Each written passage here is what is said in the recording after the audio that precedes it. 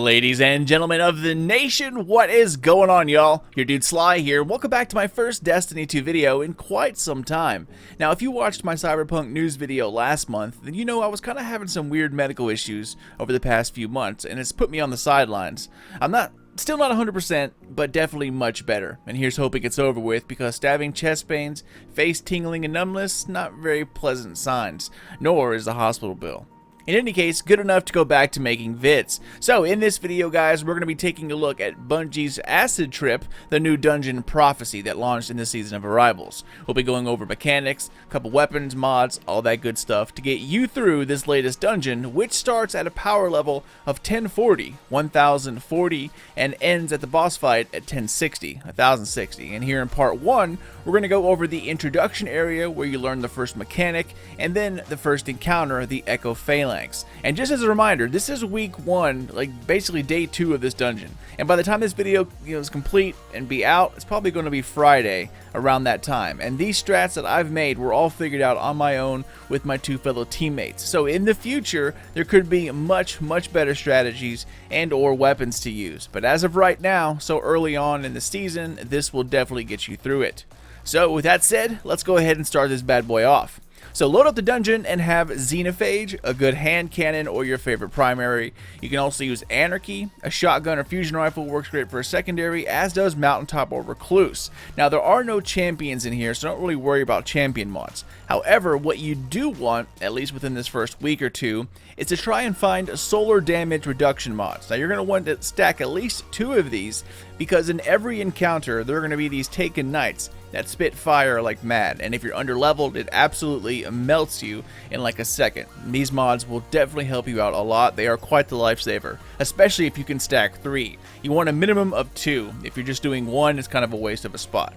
Like I said, for heavy, Xenophage works very well, as does Anarchy, and you also want a good sword as well. High impact with Whirlwind Relentless Strikes. If you don't have those specific perks, something like Surrounded or Vorpal will work as well. If you don't have a sword, you can always buy the Leviathan sword out of your collections if you've ever had it drop.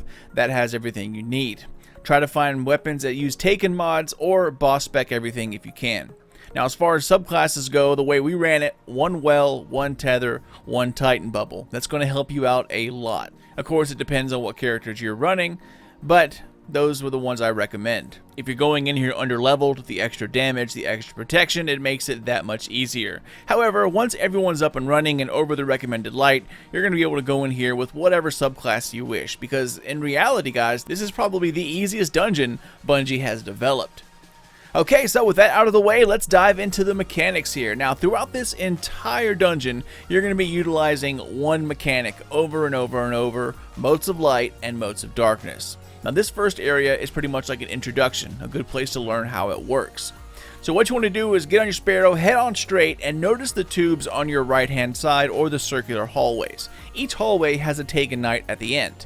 These Knights are the ones and the only ones who can drop motes for you. They drop both light and dark motes. Now, to get them to drop motes of light, you have to be standing in the light. Notice that when you stand in a lighted area, the bottom of your screen has kind of like these weird white veins streaking across the bottom. Killing these Knights while you have this will cause the Knight to drop motes of light. The opposite is true when you need motes of darkness. Stand in the shadows and look at your screen. Notice that you'll see those white veins kind of turn into black streaks. Killing a Knight with these will then cause them to drop motes of dark. Pretty simple. The idea here is to kill 2 Knights and pick up a total of 5 motes. You will always need 5 motes of dark or 5 motes of light to go ahead and do what you need to do. Simply match the motes that you've had dropped to the color of the pillars that you see right here, and then simply jump up, hold the shoot button, and explode over top of it. Once you take 5 motes to both pillars, the way opens up, and then you repeat the process. This mechanic is present in every single encounter from here towards the end, so get used to it. So just keep slamming the motes down, make your way to the very first real encounter, the Echo Phalanx. Alright, so now that you made it up here, you can tell things start to get a little harder, and everything is also in really close proximity. You don't really have anywhere to run as you're stuck in like this kind of circular area. You have 4 pillars here that need to be taken out in order to drop the boss's shield. Once you take your 5 motes onto the matching pillars, explode it, things will then start to change up and enemies spawn in, so make sure you keep a lookout. As I said, those knights that shoot fire will roast you in seconds, so definitely use those mods to your advantage. Now, believe it or not, this encounter is pretty easy if you can get over the close proximity. Just like the introduction encounter, you have to match the type of moats to the corresponding pillars that you see in the middle of the arena. Standing in the shadows while killing the knights drop motes of dark. Again, the opposite is true while standing in the sunlight. The best thing to do is to get the knights down to a sliver of health and then position yourself for the type of motes you need. Sometimes you have to shoot through weird angles or expose yourself in the light, and it's easier if you can just, shoot once and kill him rather than try to take his entire health down while getting, shot and fire and all that good stuff. So just popping off one shot while in the dark or in the light gets you your desired motes pretty quickly. So take their health down and then finish them off in the area you need to be. Especially if you're going to be underpowered going in here, that's a really helpful tip. For this encounter, if you're underleveled, I would recommend using Xenophage. However, if you're at or above the recommended power level, then this encounter is going to be all about swords. One uppercut will kill the knight, and the light attacks cut down all the other enemies. Just be careful of your screen. If you mess up and get the wrong mote type, just let the timer expire and then try again. Alright guys, so after you have slammed down a bunch of times and matched the motes to the pillars, you're going to see on the bottom of your screen that the boss's shield is down once you slammed all those motes. Here is where you pop a bubble and a well and then just simply go to town with swords. You can make short work of this guy. But if you're underpowered, then just grab Anarchy, Xenophage, and simply go to town. Throw down an Oppressive Darkness grenade and light him up. His shield stays down for quite a long time, so you should really have zero issues beating this as long as you can get to the phase where the boss's shield is down.